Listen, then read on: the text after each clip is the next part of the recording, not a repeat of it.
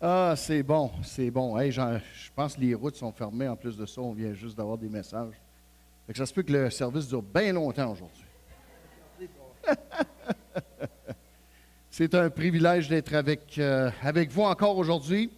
J'ai trouvé un excellent verset. J'aimerais vous tourner là. Ce n'est pas vraiment mon verset pour aujourd'hui, mais je veux juste vous partager ça. Je ne sais pas pourquoi, mais ça m'a bien béni aujourd'hui. Puis je pense que ça va vous bénir aussi. C'est dans Lévitique 13 au verset 40, juste pour votre information. Mais juste ce verset-là. Lisez pas tout le chapitre, juste ce verset-là. Moi, je trouve que c'est super bon. Lévitique 13e chapitre, verset 40. Moi, ça me touche.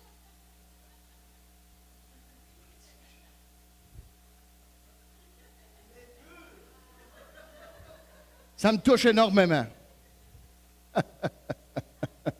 OK, correct. Ça faisait longtemps que je ne l'avais pas lu, celle-là. Ah, boy, c'est bon. L'eau d'Amos, c'est bon aussi.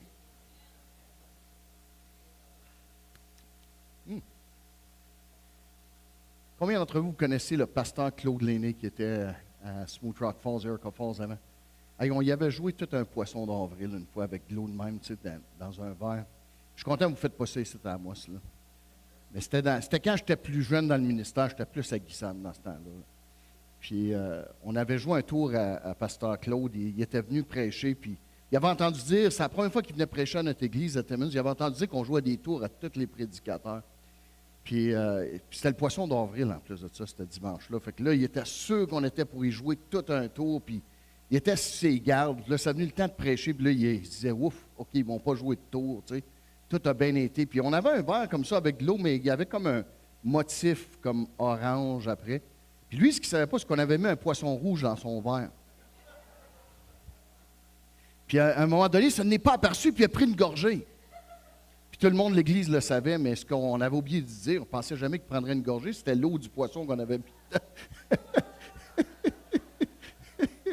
Fait que l'eau d'Amos est bien meilleure. Ah, hey, un week-end parfait. Oui, même si on a des petites tempêtes. Moi, je dis toujours aux gens du Sud, dans le Nord, on a des gros flocons, on a des gros maringouins, mais on n'a pas de gros problèmes. C'est le même qu'on aime ça. Hein? Ça, l'affaire qui aurait rendu le week-end plus parfait, c'est si les Canadiens auraient gagné hier. Mais ça, on n'en parlera pas. Des fois, on dit au monde, on va se parler un petit brin. Vous avez déjà entendu de cette expression-là, on va se parler un petit brin. Bien, maintenant, on va se parler un trois brins. C'est correct? Oui? Vous connaissez peut-être le passage, c'est dans le livre de l'Ecclésiaste, justement. Un passage qu'on utilise beaucoup lors des cérémonies de mariage. Et je suis sûr que le pasteur Gérard a souvent préparé ça pour les cérémonies de mariage. Mais on ne l'utilisera pas dans le sens, je ne veux pas faire une retraite de couple ce matin. Je réalise que tout le monde, on n'est pas tous dans des relations, puis certains d'entre nous, on est dans des relations depuis longtemps, mais on ne veut pas faire une chose pour les couples ce matin. Mais de toute façon, on est tous, ou on devrait tous être en relation avec Dieu. Amen? Fait qu'on va tourner dans Ecclésiaste au 4e chapitre, et on va lire simplement versets 9 à 12, et on va voir comment ça peut s'appliquer à nous dans l'Église, pas nécessairement dans le contexte d'une relation de couple, mais dans un contexte d'être un enfant de Dieu. Ecclésiaste 4e chapitre, versets 9 jusqu'à 12, je lis à partir de la version Nouvelle Édition de Genève 79. Vous l'avez trouvé? Si vous l'avez trouvé, vous dites Amen. Si vous ne l'avez pas trouvé, vous dites Attends. C'est bon, il n'y a pas d'attend. Ecclésiaste 4, versets 9 à 12, ça dit « Deux valent mieux qu'un, parce qu'ils retirent un bon salaire de leur travail. » Verset 10, « Car s'ils tombent, l'un relève son compagnon, mais malheur à celui qui est seul et qui tombe sans avoir un second pour le relever. De même, si deux couchent ensemble, ils auront chaud, mais celui qui est seul, comment aura-t-il chaud? » Verset 12, « Et si quelqu'un est plus fort qu'un seul, les deux peuvent lui résister, et la corde à trois fils, ou à trois brins, si tu préfères, ne se rompt pas facilement. » Merci, Père, pour ta parole. On te remercie qu'elle est la vérité, elle est toute la vérité et rien que la vérité. Seigneur, qu'elle puisse s'enraciner dans nos cœurs, afin que tu nous révèles des paroles, des rémons, Seigneur, qu'on a besoin aujourd'hui. Parle à nos cœurs, nous prions dans le nom de Jésus. Et tout le monde dise Amen et Amen et Amen. Dis donc à ton voisin, je suis donc content que tu as bravé la tempête un matin. Dis à ton voisin, je suis content que tu es là et tu as bravé la tempête. Amen. Donc, on sait que Dieu nous a créés pour être un être de relation pendant notre séjour sur la terre, pendant notre passage sur la terre. Pourquoi est-ce qu'on est des êtres de relation? Parce que Dieu est un Dieu de relation. Même avant que l'homme n'existe, même avant que Dieu ne fonde l'univers, Dieu était en relation avec lui-même. C'est la raison pour laquelle Dieu est une Trinité. Dieu le Père, Dieu le Fils et Dieu le Saint-Esprit, ils se parlent depuis l'éternité. Ils communiquent ensemble depuis l'éternité. Parce que Dieu est un Dieu de relation. Dieu n'est pas un Dieu solitaire. Dieu n'est pas un Dieu ermite. Dieu n'est pas un Dieu qui est en quelque part dans le ciel. Dieu est un Dieu de relation qui est constamment en train de parler, constamment en train de créer, constamment en train de communiquer à l'univers tout entier sa volonté et son amour. Amen? Et Dieu nous parle encore aujourd'hui. Et Dieu nous parle encore ce matin, que ce soit à travers la louange, que ce soit à travers les temps de réflexion qu'on prend quand on est devant le Seigneur, dans la présence de Dieu. Dieu parle parce qu'il est un Dieu de relation, et non pas seulement un Dieu de relation, mais un Dieu de relation parfaite. Maintenant, on sait que nous, dans la société d'aujourd'hui, c'est difficile d'avoir des bonnes relations. Combien savent? C'est pas facile d'être... Je ne parle pas juste des relations de couple, là. Je ne parle pas juste de relations homme-femme. Combien savent que c'est difficile de maintenir des bonnes relations? Ça ne prend pas grand-chose pour défaire des relations aujourd'hui. Hein? Ça prend tout pour bâtir des relations, mais ça ne prend qu'une minute ou un instant ou une chose pour briser des relations, pour mettre un chaos dans notre relation. Et à cause de notre nature pécheresse, à cause de notre nature humaine, souvent, les relations ne sont pas ce que Dieu voudrait qu'elles soient, une relation d'harmonie parfaite. Et j'oserais dire que la société d'aujourd'hui fait que plusieurs même, soit parce qu'ils ont été blessés dans le passé, soit parce qu'ils ont peur de s'engager, plusieurs personnes décident plutôt que d'avoir des relations avec les autres, ils décident de s'isoler. De nos jours, en 2019, on a plus de moyens de communiquer avec les gens sur la surface de la Terre qu'on n'a jamais eu. Mais les gens s'isolent comme on n'a jamais vu. Il y a beaucoup de gens qui choisissent de ne pas avoir de relation personne à personne. Si tu vas à Toronto, et je pense que c'est la même chose à Montréal, parce qu'il y a des villages souterrains. Il y a des gens à Toronto qui vivent dans des tours que quand la première neige tombe, ils ne sortent pas de l'hiver parce qu'ils travaillent dans des endroits où ils peuvent se rendre dans des passages souterrains. Ils magasinent là où il y a les magasins souterrains. Ils vivent là où il y a des souterrains et ils n'ont pas besoin de sortir dehors. Ça, c'est comment on est rendu aujourd'hui, qu'on peut tout faire à partir de notre ordinateur, à partir de notre téléphone intelligent, à partir de notre iPad. On peut tout faire. On n'a pas besoin d'avoir de relation. Et il manque cette relation, ça forme dans notre société dans laquelle on vit une société des individus, des hommes et des femmes qui sont centrés sur eux-mêmes. On dit en anglais « me, myself and I », le « je, me, moi » en français. Et les gens sont centrés plutôt sur eux et leurs besoins et qu'est-ce qui fait leur affaire. On vit dans ce genre de société-là. Et j'oserais dire que l'Église échappe à ça, mais ce ne serait pas la vérité. L'Église, on est influencé par le monde dans lequel on vit. Et ce n'est pas une mauvaise chose de s'adapter à certaines choses du monde, mais malheureusement, quand ça vient au mauvais pli, ça a une façon d'influencer les gens de l'Église, ça a une façon d'influencer les enfants de Dieu. Et ça fait en sorte que certains enfants de Dieu, plutôt que de vivre des vies de relation avec les frères et les sœurs dans l'Église, avec les gens dans leur famille, avec les gens de leur travail, avec les gens que Dieu a placés autour de nous, ça fait qu'on veut s'isoler pour diverses raisons. Et parce que c'est ce que la société aujourd'hui prône. C'est notre nature égoïste qui nous pousse à vouloir s'isoler, à fuir les relations, à fuir la responsabilité de notre engagement dans ces relations. Parce que qui parle de relations parle aussi, ça marche des deux bords. C'est pas facile. Moi, ça va faire, ça fait-tu 37 ou 38 ans? Mon épouse n'est pas là pour me le rappeler, je pense que ça va faire 38 ans. Non, 37 ans cet été qu'on va être mariés. Je sais qu'il est tough, là, je le sais, après 37 ans de m'avoir enduré. Mais je vais vous dire quelque chose, c'est pas tout le temps facile, des relations. Hein? Quand tu développes une relation avec quelqu'un, tout est tout le temps beau au commencement. Même des fois, jusqu'à temps que tu te maries, tout est beau. Mais une fois que tu es marié, il y a comme des sons qui sortent de cette personne-là que tu n'as jamais entendu avant.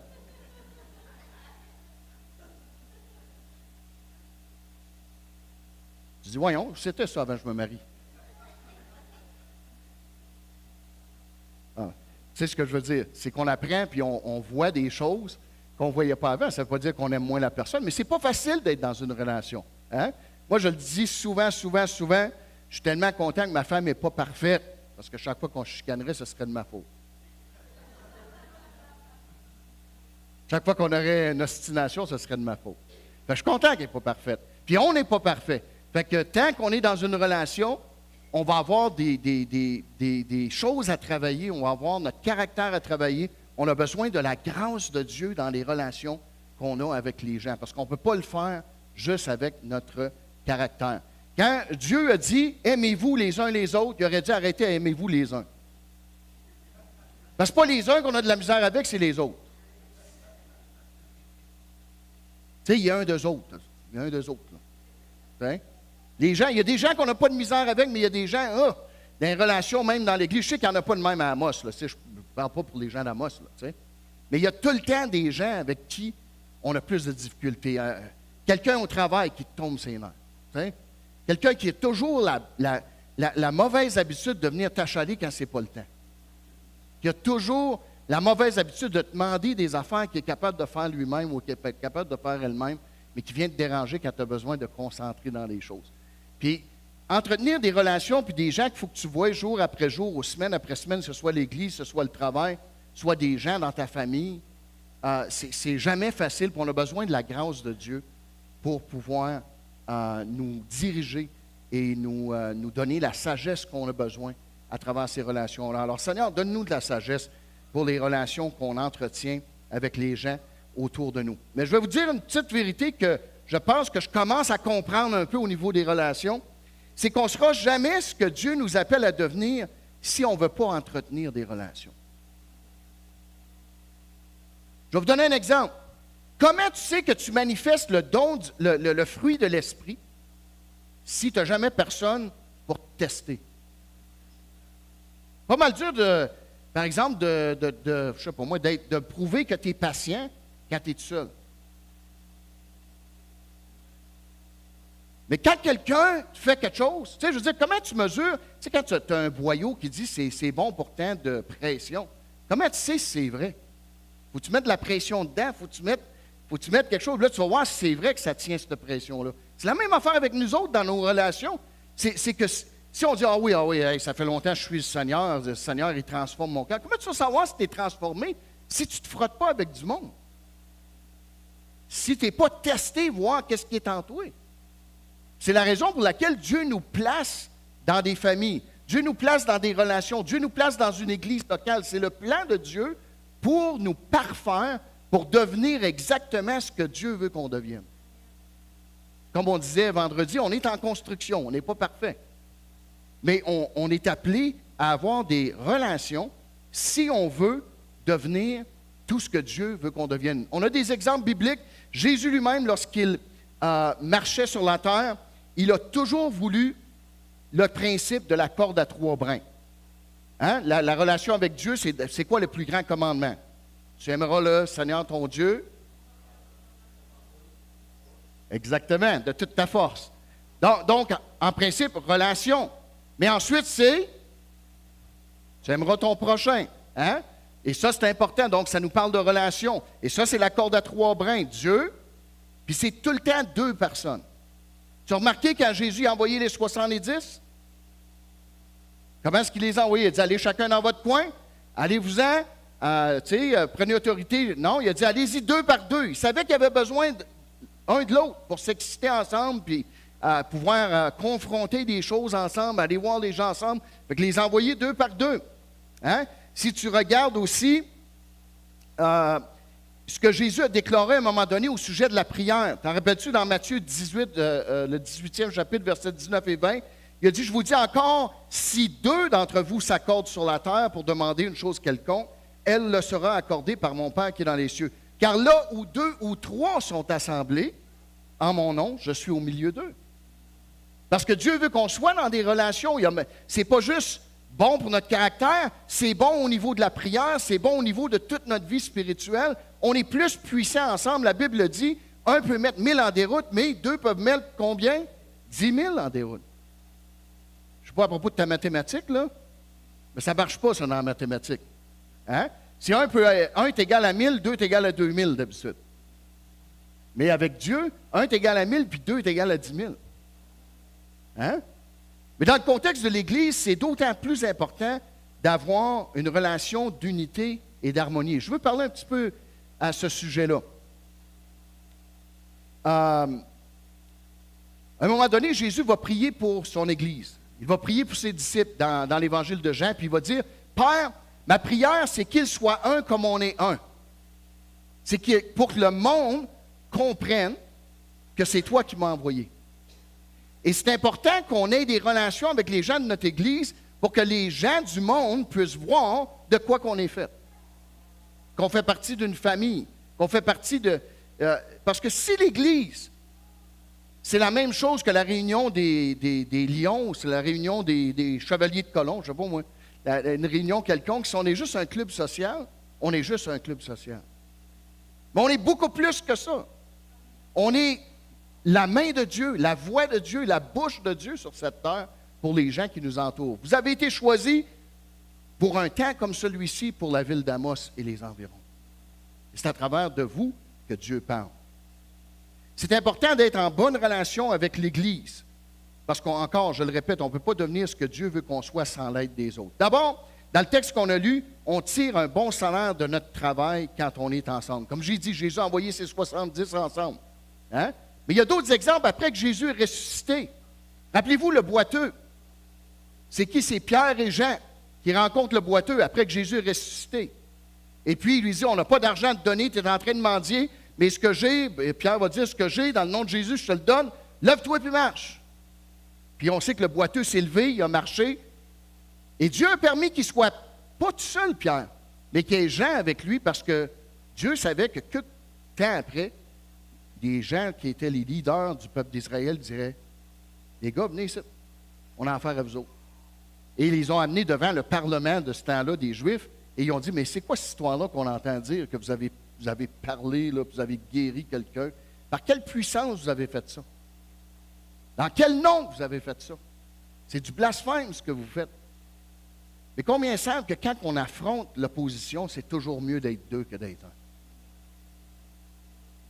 Si tu t'isoles, là, si tu ne veux pas être en relation, oui, il y a une responsabilité, mais il y a un gros bénéfice d'être en relation avec les autres.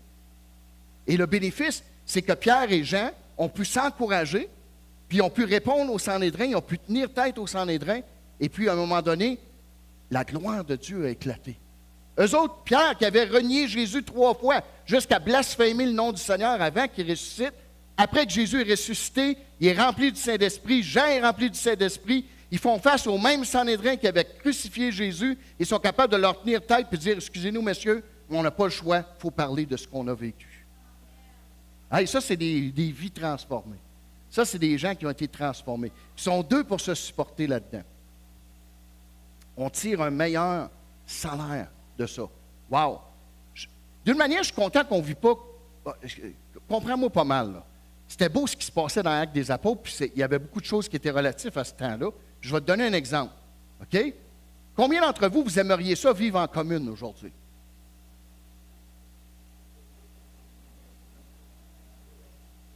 Hey, il y a quelqu'un qui dit ça dépend avec qui?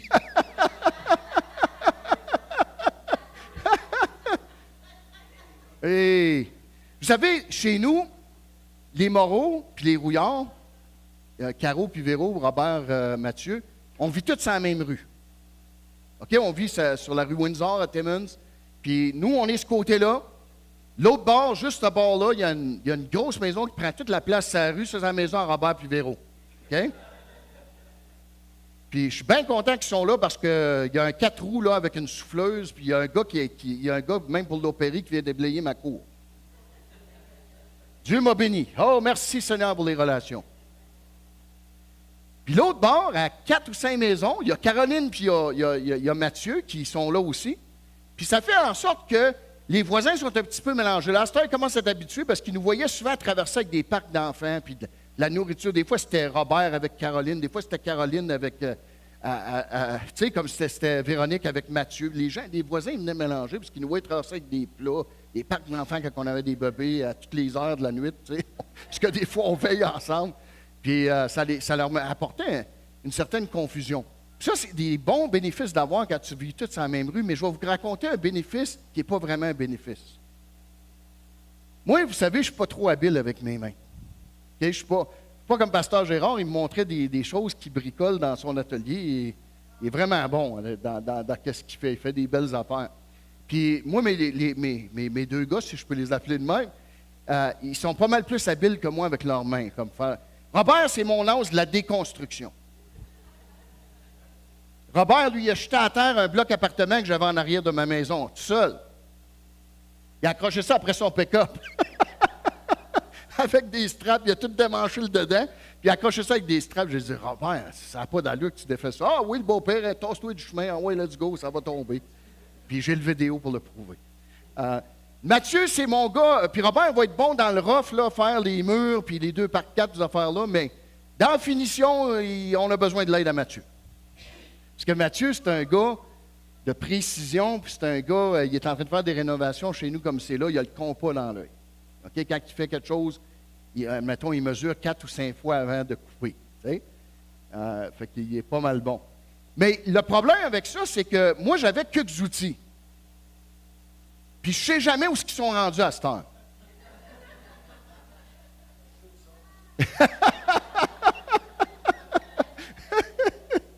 Parce que des fois, ils sont soit chez Robert, mais la plupart du temps, ils sont dans le coffre à outils à Mathieu.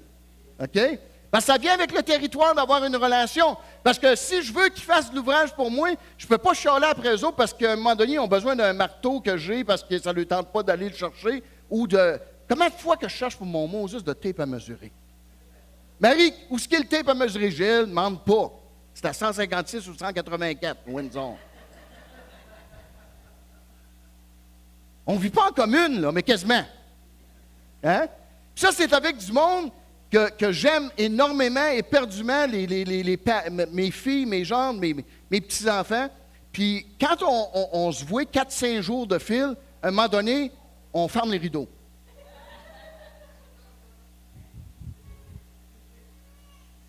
Puis on est parentés, là. Fait qu'imagine-toi si, avec le monde de l'Église, il fallait qu'on vive tous sur le même toit. Oh, les amis. Hein? Moi, ça serait du sport. Mais c'était le même dans le temps d'Actes des Apôtres. Il y avait tout en commun. Ça veut dire que mon compte de banque, c'était ton compte de banque. On partageait toutes les chambres de bain. Moi, j'ai grandi avec 2 filles. Je n'avais pas autant de filles que vous autres. Mais admettons que moi, j'étais la dernière priorité quand ça venait aux chambres de bain. C'est pour ça que Dieu ne m'a pas donné beaucoup de cheveux. Je ne prenais pas de temps de me peigner.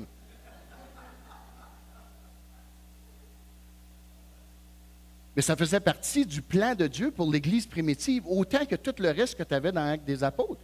Parce qu'il fallait que l'Église apprenne à vivre ensemble. Il fallait que l'Église apprenne à développer des relations. Parce que dans ce temps-là, ça ne se voyait pas comme ça. C'est ça qui faisait que cette Église-là était différente, parce qu'ils étaient là jour et nuit les uns pour les autres. Et c'est comme ça qu'ils ont développé cette puissance dans les dons du Saint-Esprit, cette puissance dans la fraternité, cette puissance à résister aux tentations, cette puissance à prier, à jeûner ensemble et à faire en sorte que l'Église avance dans les plans de Dieu. Merci Seigneur qu'on n'est pas dans l'Acte des Apôtres pour ça. Oui, on veut la puissance, on veut avancer, on veut tout ça, mais merci Seigneur que tu nous donnes un petit peu de privé. Quelqu'un peut dire Amen?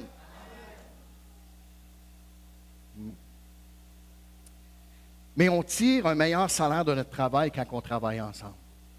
Hein, quand on a des objectifs ensemble. Quand on est unis ensemble. Savais-tu aussi au verset 10, ça dit, on se relève plus facilement quand on est 2. Jacqueline Falardeau, qui avait coutume d'être pasteur à notre église à Timmins, avant qu'on soit l'église française, on avait un groupe à l'église anglaise. C'était pasteur Jacqueline Falardeau qui était notre pasteur. Il disait toujours ceci. Il disait, tomber, c'est humain, se relever, c'est divin, mais rester à terre, c'est sans dessein.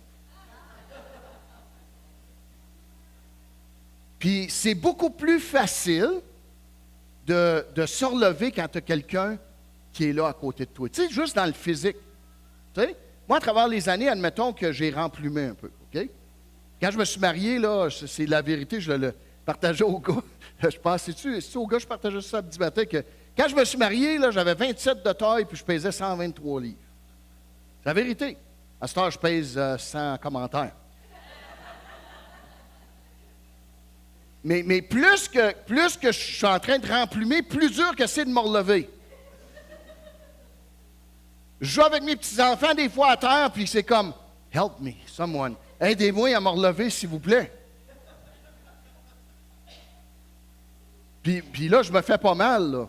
Mais tu sais, quand tu tombes, là, des fois, tu as besoin de quelqu'un. C'est bien plus facile de te relever. Même les gros joueurs de football qui jouent au football, des gars puissants, des gars pleins de muscles, quand ils se font plaquer, quand ils se font écraser par quelqu'un, t'as-tu remarqué, même des fois, les gars de l'autre équipe, ils les poignent et ils les aident à se lever. Parce que c'est beaucoup plus facile de se relever quand on est deux. Quand tu tombes, quand tu es tout seul, là, c'est dur. Mais sais-tu, c'est quoi le problème? On est donc bien orgueilleux. Qui aime ça tomber? Tu sais? Je sais que vous n'êtes pas de même. Là. Moi, des fois, j'aime ça regarder des vidéos sur YouTube que le monde qui tombe. C'est drôle. Mais c'est pas drôle quand ça t'arrive. Hein? On est orgueilleux. Non, pas besoin d'aide. T'sais? Non, on va me relever tout seul. C'est-tu quoi? On est de même spirituellement, souvent. On ne veut pas avouer qu'on a besoin d'aide. On ne veut pas avouer, hey, j'ai tombé, j'ai vraiment besoin de. Tu veux-tu me donner ta main? Tu veux-tu prier pour moi? Tu veux-tu commander? J'ai besoin de toi, là. C'est notre orgueil qui fait ça. Mais ça fait partie de la relation qu'on est supposé d'avoir les uns avec les autres. Pas en train de dire que tu t'en vas en avant et tu confesses tous tes péchés devant l'Assemblée, c'est pas ça.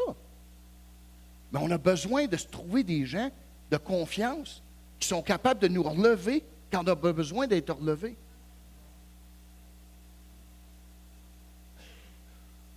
C'est beaucoup plus facile. Puis, tu as remarqué, ça dit quand tu tombes, parce que tu vas tomber. Dans la vie, tu vas tomber au moins une fois. Parce qu'on n'est pas parfait, on n'est pas invincible. C'est celui qui croit être fort, qui fasse attention. De peur de tomber. Parce qu'on est tous faits pareil. À un moment donné, on va tomber. Mais l'important, c'est de se relever, comme disait Pasteur Jacqueline.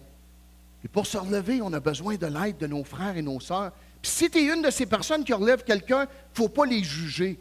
C'est quoi qu'on dit? Des fois, on a tendance à dire, surtout quelqu'un avec qui on a un petit peu de misère, je sais qu'il n'y a pas personne dans le même site, mais des fois, on va dire, « Je te l'avais dit. » Moi, je dis ça à ma femme des fois. Je dis, « Marie, tu ne devrais pas faire ça de même parce que telle affaire pourrait arriver. » Là, ça arrive. « Je te l'avais dit. » Pardon, Seigneur, ce n'est pas la manière à relever quelqu'un. Tu es juste en train de l'écran. Non, c'est, hey, donne-moi ta main. Come on, let's go. On se relève ensemble. Pas grave. Ça arrive à tout le monde de tomber. Tu sais? Mais qu'est-ce que je peux faire pour t'aider? Ça, c'est important dans les jours qu'on vit parce qu'on est sous une attaque extraordinaire de la part de notre ennemi. La victoire est gagnée, la guerre est gagnée, mais il y a des batailles encore. Donc, on se relève plus facilement. Hey, ça me fait penser à l'histoire du paralytique qui avait été descendu par ses 4 chums. Wow! Tu sais, des fois, on pense à cette histoire-là, puis on ne réfléchit pas tout ce que ça implique. Hein? Dans l'Évangile de Marc, je pense que c'est le 2e ou 3e chapitre, ça nous dit que Jésus était à Capernaum, puis il était dans une maison, puis il y avait tellement de monde que même à l'extérieur de la maison, personne ne pouvait même rentrer dans la cour de la maison. Puis il y avait ce gars-là qui était sur un grabat, qui était sur un lit de linge. Puis ses chums, il avait donné de l'espoir. Hey, Jésus va être en ville, on a entendu dire que tout le monde sont guéris. On va t'amener là, mon chum. Puis il arrive là, une grosse foule. Ce sont 4 gars avec un gars sur un lit. Qu'est-ce qu'on va faire? Hey, laissez-nous rentrer, on a un malade. Oui, mais c'est plein de malades, là. Prends ton tour, en arrière de la ligne. Comment il y en a qui aiment ça, que le monde qui passe les lignes dans les restaurants quand tu attends en quelque part? C'est la même affaire dans ce temps-là. Hey, en arrière, la ligne est là. Envoie en arrière, attends ton tour. Puis eux autres, ils ont eu une idée brillante. Chose que Robert Moreau y aurait eu là. Il aurait dit, Mathieu, viens-t'en, on va monter sur le toit et on va faire un trou. Imagine, là. C'est pas leur maison, là. Je sais pas c'était à qui la maison. Mais il y a une maison, puis c'est fait comme avec des morceaux de bois, puis de la boue qui est comme semi-brique, puis il y a un toit. Vous autres, il n'y a rien là, on va faire un trou dans le toit. Imagine-toi, Jésus est en train d'enseigner les gens sont au pied de Jésus, il guérit des malades. D'un coup, il y a comme de la boîte qui commence à tomber. Jésus en a peut-être sur le museau, je ne sais pas. Ça dit qu'ils l'ont déposé direct au pied de Jésus. Le monde devait se demander, le propriétaire de cette maison-là, il regarde ce qui se passe là. Y a-tu des rats sur le top de la maison? Y a-tu des corbeilles? C'est quoi? Il entend que-toc, que-toc, que-toc. Là, d'un coup, des morceaux de bois craquent, là. Voyons donc, qu'est-ce qui se passe là? Puis là, ils aperçoivent-tu pas ces gars-là qui se parlent, puis là, des cordes commencent à descendre. Ils disent, voyons, c'est quoi qui se passe? C'est-tu les Romains qui sont venus nous arrêter? C'est quoi? Puis là, ils descendent ce grabat-là, ce lit-là, au pied de Jésus. Wow! Peut-être que le propriétaire s'attend que Jésus va être discipliné et dire, vous faites là! Et Jésus dit, wow! Hey, ça, c'est puissant, ça. Puis pour la première fois de son ministère, Jésus va dire, tes péchés sont pardonnés. Surtout, c'est puissant. Mais lui, il savait que les gens qui étaient autour, surtout les scribes, les pharisiens, fait qu'on peut assumer qu'il était probablement dans une maison d'un scribe ou d'un quelqu'un de riche dans cette partie-là. Puis eux autres, ils ont dit, mais c'est un blasphème. Il pardonne les péchés. J'ai dit, ben c'est quoi qui est plus facile, dire tes péchés sont pardonnés ou dire prends ton lit puis lève-toi puis marche. Pour que vous croyiez que j'ai pardonné ses péchés, lève-toi puis marche. Il s'est levé, pris son lit, il dit goodbye la visite. Imagine-toi ces 4 chums, comment ils devaient être fiers de leur peau. Maintenant, l'histoire ne dit pas si on rénové la maison. Parce que ce n'était pas important. Nous, on attache tellement d'importance sur les choses matérielles. Mais imagine-toi, ce gars-là paralytique, ce ne serait pas de ces 4 chums avec qui il avait une bonne relation, il n'aurait peut-être bien jamais été guéri. Savais-tu que dans nos relations, dans notre vie chrétienne, souvent on est le paralytique, mais des fois on est un de ces 4 gars-là. Puis tout le monde prend son tour. Puis l'objectif, c'est toujours, quand on relève les gens, c'est toujours de les amener au pied de Jésus. C'est toujours de trouver la meilleure façon pour faire en sorte qu'ils puissent se lever et qu'il y ait un miracle dans leur vie. Peu importe ce que ça coûte, peu importe si les moyens sont drastiques, mais l'objectif, c'est de voir un miracle de Dieu, une intervention de Dieu pour que cette personne-là se relève en pleine forme et puisse continuer à servir le Seigneur. Amen? Là, c'est bon quand tu penses à ça. Ça en prend d'autres mondes pour nous aider à nous relever. Puis c'est à propos de ça, les relations avec Dieu, avec nos frères et sœurs. OK. Donc, pour certains, la paralysie, ce qui nous paralyse, c'est varié. Pour certains, c'est la maladie. Pour d'autres, c'est la crainte. Pour d'autres, c'est la peine, le deuil. Pour d'autres, c'est le manque de pardon. Ils ne sont pas capables de pardonner. On a tous besoin d'être là pour nos frères et sœurs, pour les aider. Puis quand tu es dans la situation du paralytique, dis-le à quelqu'un. J'ai besoin d'aide. J'ai besoin que tu m'aides à me relever. 3e point, rapidement. On a moins de chances de devenir froid dans notre amour de Dieu si on est 2. Tu sais, d'habitude, on utilise ça pour les couples, puis on fait des jokes avec ça. Tu sais, quand on se couche 2 ensemble, on a plus chaud. Puis là, vous allez vous marier, puis oh, il va faire chaud. Tu oublies de leur dire que quelqu'un va prendre toute la couverte, par exemple, là. Mais si tu le prends dans le sens de l'Église, si tu le prends dans le sens de nos relations avec nos frères et sœurs, Jésus nous a avertis, il a dit, quand vous allez voir toutes sortes de choses arriver sur la surface de la terre, il va y avoir toutes sortes de choses. Il dit, faites attention parce que ça va être tellement terrible que l'amour du plus grand nombre, quoi, se refroidira. On vit dans ces temps-là, les amis. Mais tu as bien plus de chances de rester hot pour le Seigneur, de rester chaud pour le Seigneur, si tu te tiens avec des gens qui sont chauds pour le Seigneur. Et c'est dur venir à l'Église. Je l'ai dit vendredi. Des fois, c'est pas tout le temps facile. Ça ne te tente pas tout le temps. Moi, comme je vous dis, je prêche à l'Église. Des fois, ça ne me tente pas d'aller m'entendre prêcher. Je vous félicite d'être à l'Église un matin de même. Écoutez un gars de l'Ontario en plus. Aujourd'hui, toutes les excuses sont bonnes. On ne veut pas être religieux. Tu vas aller au ciel quand même si tu ne viens pas à l'église à tous les dimanches, si ta relation est correcte avec Dieu. Mais c'est comme dans le trend de la société. Il y avait une chanson quand je travaillais comme annonceur de radio jadis qui disait « Chacun fait ce qui lui plaît ». On va à l'église, on va aller à l'église. Si ça ne nous tente pas, on ne va pas à l'église. On va y aller la semaine prochaine. On va y aller le mois prochain. Les soirées de prière, les jeûnes et prières, on n'a pas vraiment besoin de ça. Moi, je fais mon église sur l'Internet. C'est bon qu'on ait l'église sur l'Internet. Bonne affaire. Mais à un moment donné, tu ne peux pas te battre avec ton ordinateur. Ouais, tu peux te battre avec ton ordinateur, c'est vrai. Mais je veux dire, si tu veux. Vous savez de quoi je parle. Mais c'est vrai que il faut que tu te mêles à des frères et à des sœurs. Il faut que tu te frottes avec des frères et des sœurs pour savoir quoi qui se passe dans leur vie. Il faut que tu sois capable de partager quoi qui se passe dans ta vie. Certains des meilleurs moments qu'on a avec le Seigneur, des fois, c'est même pas planifié. Mais juste à cause qu'on est 2 ou 3 réunis dans sa présence, wow, notre Père Céleste décide de nous faire un petit clin d'œil, puis vient nous visiter, puis il nous touche, puis il se passe quelque chose. C'est pour ça qu'on a besoin de l'Église locale. Pour se garder chaud. Garder chaud, Gérard. Avec le vin nouveau. Non, vous comprenez ce que je veux dire?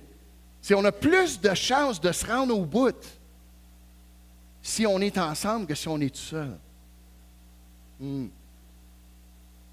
Parce qu'il fait plus chaud quand on est dans le même lit avec nos frères et sœurs. Le lit qui s'appelle l'Église. Et laissez-moi terminer avec le 4e point de notre verset de départ. Ça dit, si quelqu'un est plus fort qu'un seul, les 2 peuvent lui résister et la corde à 3 fils ne se rompt pas facilement. Tu as plus de chances d'avoir des victoires spirituelles si tu es avec quelqu'un d'autre. On est dans une guerre, les amis. Ce n'est pas un one-man show, l'Église. Oui, tu peux résister au diable. Je connais tous les versets. Résister au diable, il fuira loin de vous. Puis c'est bon, c'est une vérité. Puis on peut prendre autorité. On a l'autorité de Jésus en nous. Mais il y a des fois, tu as besoin des fusils de ton voisin. Moi, un film que j'ai trouvé pas pire, puis je n'ai pas amené la clip, j'aurais dû vous la donner. Mais c'est, je ne sais pas comment ça s'appelle, c'est peut-être la même chose en français, je l'ai écouté en anglais, ça s'appelle Mr. and Mrs. Smith.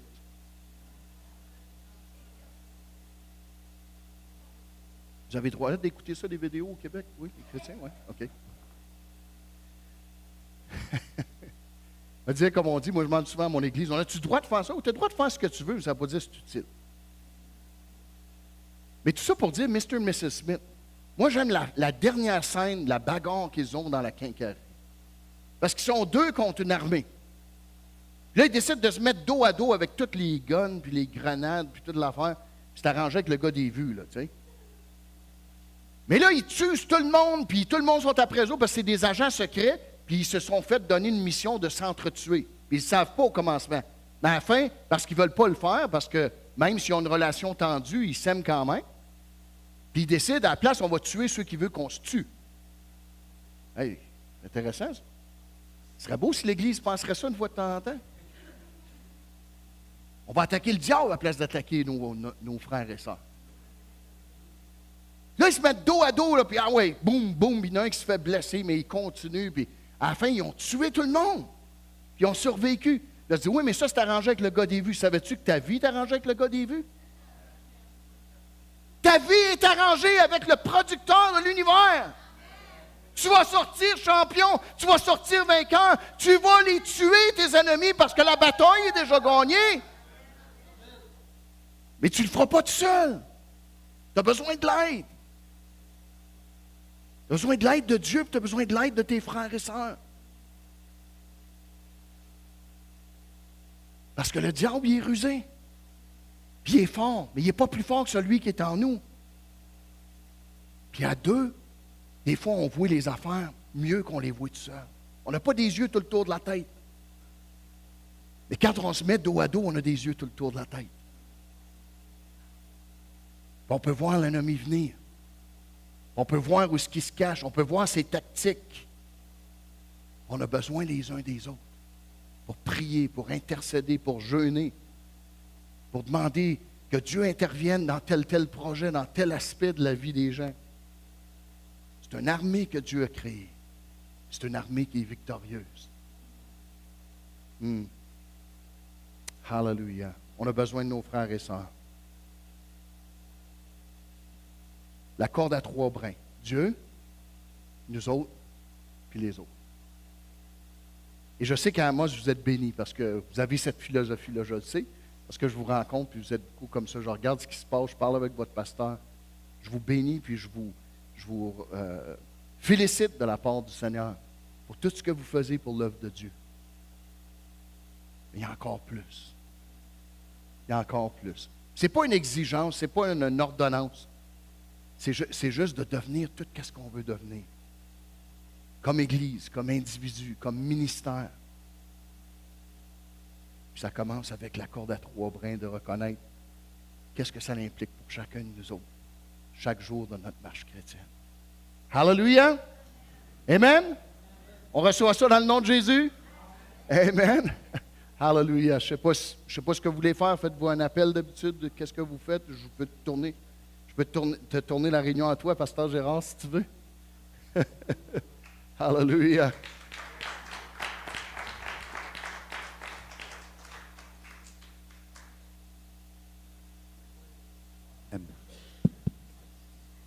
Quel message d'actualité, hein? Ousna! C'est ça qu'on a besoin. C'est ça qu'on a besoin de se retrouver ensemble, d'être unis ensemble. Vous savez, dans le temps où on est rendu, Pasteur Gilles, il ne sait peut-être pas, mais la fameuse phrase que Dieu m'a donnée, c'est « Réchauffe notre cœur froid afin qu'on puisse grandir dans la foi ». Et puis, ça a été donné en début d'année par le Seigneur. Puis, je crois réellement que c'est ça le but. Si on va voir chaud ensemble, alléluia, c'est plus facile. Moi, je le vois à travers les rénovations. Je regarde l'équipe qui sont là, qui se collent les coudes ensemble, puis il y a une atmosphère qui est là quand je les vois, ça les a unis ensemble. Ils ont le goût de voir avancer des travaux, travailler ensemble. Il y a quelque chose qui nous unit. Puis des fois, ça ne veut pas dire qu'on est tous appelés à faire de la réno, mais chose qui est sûre, c'est qu'il faut que tu te poses la question, comment est-ce que je suis uni au corps de Christ? Comment je fais avancer l'Église de Dieu? Comment je t'ai utilisé de la part du Seigneur pour que l'avancement du royaume? Puis, on est dans les derniers temps, on n'a pas besoin de faire comme le monde. On est des croyants, on est une Église, on est unis ensemble, on est forts ensemble, on va se relever ensemble, on va marcher ensemble, on va grandir ensemble, on va s'aimer ensemble, puis on va accomplir les choses que Dieu nous a préparées ensemble. Alléluia. Et merci pour ce message, ça fait tellement de bien entendre. Et puis, quand ça vient de l'extérieur, ça nous parle à nous autres mêmes. Alléluia, on reçoit. Fait que c'est une bénédiction. Puis celui qui cherche à se tenir à l'écart, mais il cherche qui lui plaît. C'est ça, c'est la parole de Dieu qui nous le dit, parce que c'est plus facile. Des fois, on pense que c'est plus facile de vivre tout seul, isolé, mais à un moment donné, on a besoin des uns des autres. On a besoin de se retrouver ensemble. Moi, ce que j'aimerais terminer, on va faire une prière. Puis après ça, on va on va réaliser qu'on est tout de suite, on va y saluer les uns les autres. Donc, je me rappelle d'une époque où il n'y a pas de réunion, on riait de ça, je ne sais pas si tu te souviens. Ça devait être un peu partout dans toutes les églises. C'est qu'on commençait toujours la réunion. Oui, je t'aime avec l'amour de Jésus. Oui, je t'aime. Puis là, on a dit, de Jésus, je peux voir en toi. Puis là, ça soit dans les yeux, la gloire de notre roi. Puis si tu avais fait quelque chose durant la semaine qui et tu avais porté à regarder ailleurs, ou si tu avais quelque chose contre quelqu'un, tu avais de la misère à le regarder dans les yeux puis dire qu'il va le voir, les yeux sont le miroir de l'âme, ça réglait bien des problèmes. Fait que ça te mettait en rire avec Dieu. Avant même que la réunion commence, Seigneur, je vais être en paix, puis mis qu'on chante ça, mais je le regarde, lui, il faut que je l'aime avec mon cœur. D'accord, des fois, c'était des vieux chants, puis on chantait, mais c'était bon par rapport à ce que ça apportait. De toujours prendre ce temps-là, se saluer, s'aimer, se parler. Qu'est-ce que tu as vécu cette semaine? Comment ça va? Puis ces contacts-là, c'est tellement précieux. C'est l'amitié. C'est des choses importantes. Moi, en réalité, j'aime ça parce que j'ai assez hâte de voir. C'est pas juste parce que je suis le pasteur, en tout cas, j'espère me rester de même, je ne le sois plus. Mais il y a une chaleur, il y a un amour, de voir même la spiritualité de l'autre à côté, ou quelqu'un, c'est « Ouh! » tu sais, là, ça t'excite à louer Dieu, à bénir Dieu, à t'attendre à des choses incroyables de Dieu. Une parole de Dieu, quelque chose qui est révélé de la part du Seigneur, ça nous bénit. J'ai besoin de tout ça. Fait que merci, Pasteur Gilles. Ça fait juste ranimer tout ce désir-là de se retrouver ensemble. Père éternel, ce matin, on veut te dire merci pour ce message. Merci pour le privilège de faire partie de ta famille. Merci pour les frères, pour les sœurs. Merci pour cette relation, pour cette communion, pour cette intimité ensemble. Merci parce qu'on a notre identité, on sait qu'on est des enfants de Dieu, puis on a cette relation, cette intimité entre nous puis avec toi. Puis ça vient de toi, de ta grâce seulement, comme disait Paul dans le chant ce matin. Tout vient de toi. C'est gratuit, puis on veut le recevoir, puis on veut l'apprécier, puis on veut dire merci pour nos relations qu'on a ensemble. Merci. Puis on veut les approfondir, Père. On veut te demander par l'aide du Saint-Esprit à nous rendre, Seigneur, sensibles les uns les autres, à s'aimer, à s'aider, à s'encourager, à supporter, à se fortifier. Père, fais-le à travers nos vies. Ce matin, je te le prie, au nom de Jésus. Amen. Merci d'être venu. On apprécie ton ministère. Amen. Alléluia.